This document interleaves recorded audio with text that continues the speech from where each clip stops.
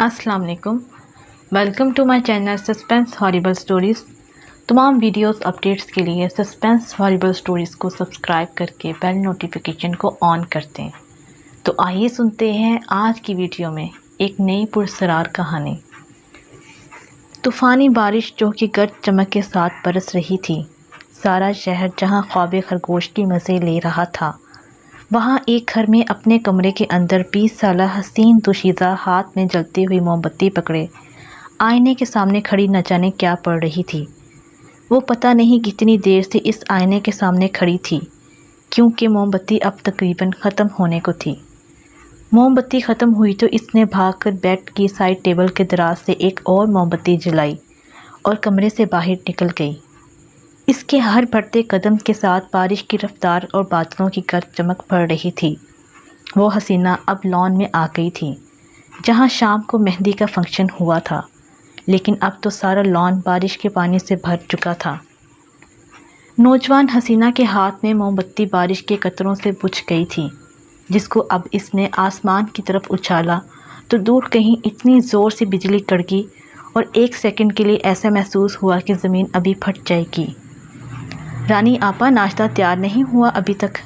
Lounge में सोफ़े पे बैठे नौजवान ने अखबार का मुतालिया करते हुए मुलाज़मा को आवाज़ लगाई तो इसी वक्त रानी आपा ट्रे में नाश्ता लिए किचन से बाहर आईं। नौजवान भी सोफ़े से उठकर डाइनिंग टेबल की कुर्सी पर आकर बैठ गया। आपा, आज तो अंडा बहुत मज़े का बनाया है। पहला नवाला मुंह में डालते ही हमेशा की तरह इसने रानी आपा की तारीफ़ की तो केतली से कप में चाय डालती रानी आपा हमेशा की तरह मुस्कुरा दी। मोहम्मद अली कोई आम शख्स नहीं था, पूरे शहर में इसका बोलबाला था। 3 साल पहले इसके माँ बाप एक कार हादसे में अल्लाह को प्यारे हो गए थे। तब से वो रानी आपा के सहारे ही जी रहा था, क्योंकि रानी आपा बहुत पुरानी मुलाज़मा थी और वैसे भी अली का सारा बचपन रानी आपा के हाथ में ही गुजरा था। फिर वो जवान हुआ, इसलिए रानी आपा अली को अपना बड़ा बेटा समझती थीं। 2 माह से अली की ज़िंदगी में खुशियाँ ही खुशियाँ लौट आईं जब इसे रानिया से प्यार हुआ। आज तो वो बहुत ज़्यादा खुश था, क्योंकि आज इसकी रानिया सदा के लिए इसकी हमसफ़र बनने जा रही थी। दोनों ने नाश्ता किया। अली अपने कमरे में चला गया, जबकि रानी आपा ने नाश्ते के बर्तन इकट्ठे किए और किचन में चली गईं। नताशा, प्लीज़ दरवाज़ा खोलो, कब से आपका इंतज़ार कर रही हूँ। यार, मैंने पार्लर जाना है। रानिया दरवाज़े के सामने खड़ी इसको आवाज़ दे रही थी, जबकि कमरे में बेड पर लेटी नताशा मुस्कुरा रही थी। कभी भी ये शादी नहीं हो सकती। अगर हो गई तो तुम कभी अली के दिल में जगह नहीं बना पाओगी। खुद से ही वो सोचते हुए उठी और वॉशरूम में चली गई, जबकि रानिया दरवाज़ा बजा बजा कर वापस जा चुकी थी। गुलाब के फूलों से सजा कमरा जो खुशबू से महक रहा था, बल्कि ऐसा मालूम हो रहा था जैसे कोई फूलों का बाग हो। पूरे कमरे में गुलाब के फूलों को तरतीब और नफीस अंदाज में लगाया गया था। कमरे के अंदर रानिया ने एक कदम रखा और फिर दूसरा रखते ही इसके मुंह से खौफनाक चीख निकली और एकदम इसे ऐसा महसूस हुआ जैसे कमरे की छत इसके सर पे आग गिरी हो। लेकिन वो तो फूल थे जो इसके कमरे में इस्तकबाल करने के लिए ऊपर टोकरी में रखे हुए थे, जिसकी डोर रानी आपा के हाथ में थी। जहाँ तीनों ने मुस्कुराना था, वहाँ एक ही चीख सुनकर बाकी 2 भी परेशान हो गए, जबकि रानिया गिरते गिरते बची। रानी आपा ने इसकी हालत देखी तो भागकर पानी का गिलास ले आईं, लेकिन रानिया ने इनकार कर दिया और जल्दी से अपना लिबास तब्दील करने चली गईं। अभी इसने भारी काम वाली फ़्राक उतारी ही थी कि इसे किसी की आहट महसूस हुई, तो इसने पास रखा दुपट्टा जल्दी से लपेट लिया और पीछे मुड़कर देखा तो कोई नहीं था। काफ़ी देर वो कपड़ों वाली अलमारी के दरवाज़े खोलती और बंद करती। तब इसे महसूस हुआ जैसे कोई इसके पीछे खड़ा है। जब इसने मुड़कर देखा तो इसकी चीख निकलने ही वाली थी कि अली ने इसके मुंह पे हाथ रखा। रानिया, काम डाउन प्लीज़, क्या हो गया तुम्हें? इतना डर क्यों रही है मुझसे? यार, बहुत मोहब्बत करता हूँ तुमसे। 3 माह पहले तुम्हें देखा तो ऐसा लगा कि अब बस तुम्हारे साथ ही ज़िंदगी का सफ़र मुकम्मल हो सकता है, और आज मैं बहुत खुश हूँ, लेकिन तुम बार बार डर रही हो। अली, मुझे ऐसा लग रहा है जैसे यहाँ कोई है जो मुझे डराने और यहाँ से भगाने की कोशिश कर रहा है। काम डाउन रानिया, तुम ऐसा क्यों सोच रही हो? پورے گھر میں صرف ہم 3 لوگ ہیں، پلیز تم ڈرو مت۔ اچھا میں ایسا کرتا ہوں، دوسرے کمرے میں چلا جاتا ہوں کیونکہ تمہاری طبیعت مجھے ٹھیک نہیں لگ رہی، اگر کچھ چاہیے تو بتا دینا۔ علی کہتا ہوا بیڈ سے اٹھ کر جانے ہی لگا تھا کہ رانیہ نے اس کا ہاتھ پکڑ کر روک لیا۔ نہیں علی، مجھے کسی سے بھی ڈر نہیں لگ رہا، آپ پلیز باہر مت جائیں۔ اس کی آنکھیں آنسوؤں سے بھر گئی تھیں، جبکہ کھڑکی کے ساتھ اب بھی کوئی سایہ چکر پہ چکر کاٹ رہا تھا۔ کالے کپڑوں میں نوجوان حسینہ اس وقت قبرستان کے مرکزی دروازے سے اندر داخل ہوئی اور پھر آہستہ آہستہ ایک قبر کے پاس آئی اور رک گئی، جہاں شاید آج تازہ مردہ دفن ہوا تھا، اور پھر جلدی جلدی قبر کو کھودنے لگ گئی۔ تقریباً آدھے گھنٹے کی محنت کے بعد وہ حسینہ قبر کھولنے میں کامیاب ہو گئی، اور اس وقت وہ خود قبر کے اندر تھی۔ اس نے مردے کے پاؤں کی طرف سے کفن کھولا اور اس کے دونوں پاؤں کے نیچے ایک ایک تعویذ رکھا، جبکہ اس کے سر پہ ایک لال کپڑا رکھ کر اوپر بھاری پتھر رکھ دیا تھا، اور دوبارہ سے قبر کو بند کرنے لگ گئی۔ لیکن اسی وقت کہیں سے چھوٹی سی بدلی آئی اور پھر تیز ہوا کے ساتھ ہلکی ہلکی بارش ہونا شروع ہو گئی، جسے دیکھ کر حسینہ کے ہاتھ اور تیزی سے چلنے شروع ہو گئے۔ 20 منٹوں بعد اس نے مکمل قبر بنا دی تھی، اور اب وہ جلد از جلد قبرستان سے نکلنا چاہتی تھی، اس لیے اس نے دوڑ لگا دی۔ لیکن ایک قبر کے ساتھ ٹکرا کر وہ گری تو اس کے منہ سے چیخ نکل گئی، لیکن اس نے ہمت نہیں ہاری اور برستی بارش میں بھاگتی ہوئی قبرستان کے مرکزی دروازے سے باہر نکل گئی، جبکہ اب قبرستان سے خوفناک آوازیں آنا شروع ہو گئی تھیں۔ اس نے کسی بھی آواز کی پرواہ کیے بنا اپنی دوڑ جاری رکھی، اور 5 منٹوں بعد اپنے گھر کے دروازے کے سامنے کھڑی تھی۔ شادی کی پہلی رات جہاں دلہن دولہا خوش نظر آتے ہیں، وہاں علی اور رانیہ دونوں بہت ہی غمگین نظر آ رہے تھے۔ رانی آپا ناشتہ لائیں تو تینوں نے مل کر کھایا اور پھر اپنے کمروں میں چلے گئے۔ کسی نے بھی کسی سے کوئی بات نہ کی، جبکہ علی نے صرف یہ کہا کہ 4 بجے سب تیار ہو جائیں، 5 اسٹار ہوٹل میں ولیمے کا پروگرام ہے۔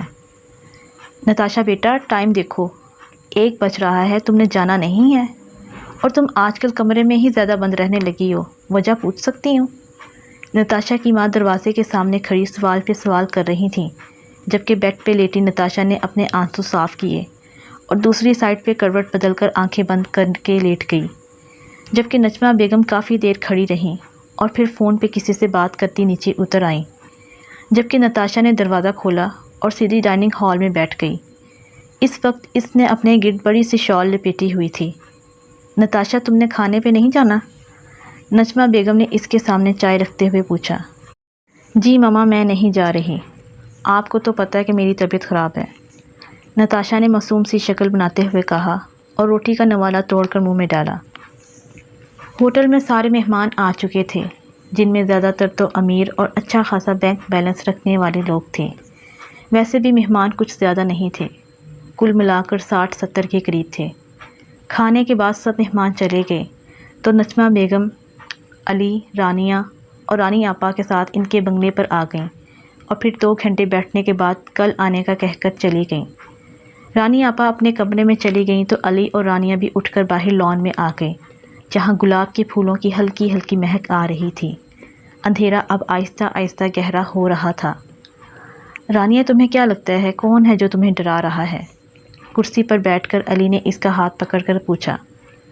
علی مجھے لگتا ہے رانی آپا نہیں چاہتی تم میرے ساتھ رہو، تم رانی آپا کی چھٹی کروا دو پلیز، شاید ہماری بے سکون زندگی میں کچھ پل سکون آ جائے۔ یہ کیسے ہو سکتا ہے رانیہ؟ رانی آپا میری ماں جیسی ہیں، ایسا نہیں وہ کر سکتی، اور تمہیں سوچنا چاہیے تھا رانی آپا کے بارے میں بات کرتے ہوئے۔ علی تم بھول رہے ہو، رانی آپا ماں جیسی ہیں، ماں تو نہیں ہے نا؟ آج کل کے دور میں بھائی بہن کا نہیں ہے تو میں کیسے مانوں؟ تم اپنی بکواس بند کرو اور کمرے میں جاؤ، پہلے ہی تم بہت دکھ دے چکی ہو اور اب نہا دھو کر رانی آپا کے پیچھے لگ گئی ہو۔ علی نے اپنا ہاتھ اس کی گرفت سے چھڑوایا اور لان میں چکر لگانے لگ گیا، جبکہ رانیہ آنکھوں میں آئے آنسو صاف کرتی کمرے میں بھاگ گئی، اور رانی آپا کھڑکی میں کھڑی دونوں کے درمیان کی سرد جنگ دیکھ رہی تھیں۔ رات کے پچھلے پہر ہر طرف ہو کا عالم تھا، اندھیرا اتنا گہرا تھا کہ کوئی چیز نظر نہیں آ رہی تھی۔ اس خوفناک اندھیرے میں ایک لڑکی قبرستان کے اندر بھاگ رہی تھی، شاید وہ کل والی قبر تلاش کر رہی تھی۔ جہاں اس نے کل اپنا عمل کیا تھا۔ وہ کافی دیر تلاش کرتی رہی، لیکن تنگ آ کر اس نے ایک قبر پر لات مارتے ہوئے کہا، سالی ایک تو قسمت سوئی ہوئی ہے، اوپر سے یہ قبر نہیں مل رہی۔ خود سے باتیں کرتے ہوئے وہ چل رہی تھی۔ کہتے ہیں دوسروں کو بے چین کرنے والا خود بھی کبھی چین کی نیند نہیں سو سکتا۔ وہ بھی اس عذاب سے گزر رہی تھی جس دکھ سے دوسروں کی زندگی عذاب بنائی ہوئی تھی۔ بے چینی، بے سکونی اور رونے والی شکل بنائے خود کو بڑی سی چادر میں چھپائے تکونے کے درخت کے نیچے رکھی کرسی پر بیٹھی نہ جانے کن سوچوں میں گم تھی۔ اس وقت دروازے پہ دستک ہوئی، جس کی آواز سے وہ خیالوں کی دنیا سے نکل کر دروازے کی طرف دوڑی، اور دروازہ کھولا تو سامنے دیکھتے ہی اس کے چہرے پر خوشی کی ہلکی سی لہر دوڑ گئی، لیکن اس نے جلدی سے اپنی خوشی کو چھپایا۔ رانیہ آتے ماں کے پاس چلی گئی، جبکہ نتاشا نے اپنے کمرے سے ایک سنہری رنگ کا ڈبہ نکالا اور کچن میں آ گئی۔ اس نے چائے بنائی اور اب اس میں تعویذ حل کر رہی تھی، جبکہ کچن کے دروازے کے ساتھ کھڑی رانیہ سب دیکھ رہی تھی۔ سنا تھا خون سفید ہو گئے ہیں، لیکن میں پاگل ہوں، نہ سمجھ سکی۔ نتاشا، کیا میں تیری بہن نہیں ہوں؟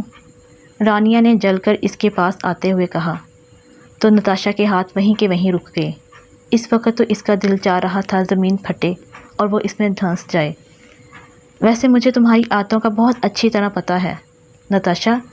دیکھو، چڑیل بھی تو اپنے گھر کے افراد کو تنگ نہیں کرتی، اور تم تو پھر بھی میری بہن ہو۔ میں نے اور علی نے صرف تمہاری وجہ سے پہلے دن سے اپنے اندر ایک دوسرے کے لیے نفرت پال رکھی ہے۔ مجھے پہلی رات ہی شک ہو گیا تھا کہ یہ تمہاری کارستانی ہے، لیکن مجھے یقین تھا کہ میری بہن میرا برا نہیں سوچ سکتی۔ رانیہ کے اندر کی ساری بھڑاس نکل رہی تھی۔ اس کا دل چاہ رہا تھا کہ اس کا منہ نوچ لے، لیکن وہ اب مزید اس کے منہ نہیں لگنا چاہتی تھی۔ نتاشا، اگر تمہیں علی سے اتنی محبت ہو گئی تھی تو مجھے بتاتی، خدا کی قسم خوشی خوشی تمہاری شادی کروا دیتی۔ نتاشا، تمہاری وجہ سے میری زندگی عذاب بن گئی ہے۔ میں تو یہی چاہتی تھی، جو ہوا مجھے کوئی افسوس نہیں، کیونکہ اپنا مقصد حاصل کرنے کے لیے باپ بیٹے کو مار سکتا ہے، تو پھر تم کس کھیت کی مولی ہو رانیہ؟ رانیہ کے کچن سے جاتے ہی نتاشا نے چائے کا کپ جس میں وہ اب تک تعویذ حل کر چکی تھی اسے اوپر سے نیچے گرایا، جو خود تو 3 ٹکڑوں میں تقسیم ہو گیا، لیکن چائے سارے کچن میں پھیل گئی۔ اس نے سنہری ڈبہ اٹھایا اور کچن سے نکل کر کمرے میں آ گئی، جبکہ گیس کا چولہا ابھی آن تھا۔ آگ نہیں جل رہی تھی، جس کی وجہ سے گیس بہت تیزی سے کچن میں جمع ہو رہا تھا۔ کار کو تیز رفتاری سے بھگاتے ہوئے وہ اس وقت ایک ویران روڈ پہ ڈرائیو کر رہا تھا۔ اسی وقت اس کی گاڑی سے کوئی چیز ٹکرائی تو اس نے دروازے کا شیشہ کھول کر دیکھا تو کالے رنگ کی بلی تھی، جس کو دیکھتے ہی اس نے واپس کار موڑی، کیونکہ وہ اب اور آگے نہیں جانا چاہتا تھا اور وہ کالی بلی کے راستہ کاٹنے پہ یقین رکھتا تھا۔ اب اس کا ارادہ رانیہ کے گھر جانے کا تھا۔ شہر کی رنگینیوں سے دور ایک ویران جگہ پہ چھوٹا سا مزار تھا، جو نہ جانے کب سے آباد تھا۔ وہاں لوگوں کی کافی مرادیں پوری ہو رہی تھیں۔ ہر ایک کے منہ سے اس نے اس پہنچے ہوئے فقیر کے بارے میں سن رکھا تھا، لیکن نہ کبھی اسے ضرورت محسوس ہوئی اور نہ ہی کبھی کوئی پریشانی پیش آئی۔ بس یہی وجہ تھی، اب اسے اس فقیر کی ضرورت تھی۔ اس کی زندگی کا سارا سکون بے سکونی میں بدل چکا تھا۔ ابھی اس نے دربار کے مرکزی دروازے پہ قدم رکھا ہی تھا کہ حیرت سے اس کی آنکھیں کھلی کی کھلی رہ گئیں۔ وہ تو یقین ہی نہیں کر سکتی تھی کہ اتنی ویرانی جگہ پہ اتنے لوگ ہیں۔ درخت کے گھنے سائے میں وہ کرسی پر بیٹھی ہاتھ میں پینسل کاپی لیے کچھ لکھ رہی تھی۔ جب دروازے پہ دستک ہوئی تو اس نے بھاگ کر دروازہ کھولا اور اپنے سامنے علی کو دیکھا۔ نتاشا نے علی کو لانچ میں بٹھایا اور خود کچن میں چائے بنانے آ گئی۔ اس نے جلدی سے پتیلے میں دودھ ڈالا اور چولہے کو جلانے کے لیے جیسے ہی ماچس سے آگ روشن کی، پورے کچن میں آگ بھڑک اٹھی۔ نتاشا نے سانس لیا تو آگ اس کے اندر بھی چلی گئی تھی۔ نتاشا اونچی آواز میں چیخیں مار رہی تھی۔ لاؤنج میں بیٹھا علی جب بھاگ کر آیا تو اپنے سامنے آگ کا سمندر دیکھ کر اس کی سانسیں تیز چلنا شروع ہو گئیں، لیکن باہر کی طرف آتی آگ کو دیکھ کر اس نے کچن کا دروازہ بند کر دیا۔ نتاشا چیختی رہی، چلاتی رہی۔ وہ بھی اسی آگ میں جلی تھی جس میں وہ رانیہ کو جلانا چاہتی تھی۔ آگ کچھ ٹھنڈی ہوئی تو علی نے بیڈ سے چادر اتار کر نتاشا کی جلی ہوئی لاش پہ ڈالی اور رانیہ کو فون ملانے کے لیے جینس کی جیب سے موبائل فون نکالا۔ بیٹا جی، آپ پر بہت ہی خوفناک قسم کا جادو کیا گیا تھا جو اب ختم ہو چکا ہے۔ کیونکہ مجھے اندھیرے کے سوا کچھ نظر نہیں آ رہا۔ لگتا ہے جادو کرنے والے نے سب کچھ ختم کر دیا ہے۔ ابھی فقیر کی بات مکمل ہوئی تھی کہ رانیہ کا موبائل بج اٹھا تو اسکرین پر علی کا نام جگمگاتا ہوا دیکھ کر اسے سکون اور دلی خوشی ہوئی۔ ہیلو رانیہ، وہ تم جلدی گھر آ جاؤ، نتاشا کو آگ لگ گئی ہے، ماما بھی گھر پر نہیں ہیں۔ علی نے اسے بتایا تو رانیہ کے منہ سے یہ الفاظ نکلے، خس کم جہاں پاک۔ کہتے ہوئے وہ مسکرائی اور فقیر کے پاس سے اٹھ کر باہر چلی گئی۔ اب اس کا ہر پھٹتا ہوا قدم اسے خوشیوں کی جانب لے کر جا رہا تھا، کیونکہ اس کی خوشیوں کو آگ لگانے والی کو خود ہی آگ لگ گئی تھی۔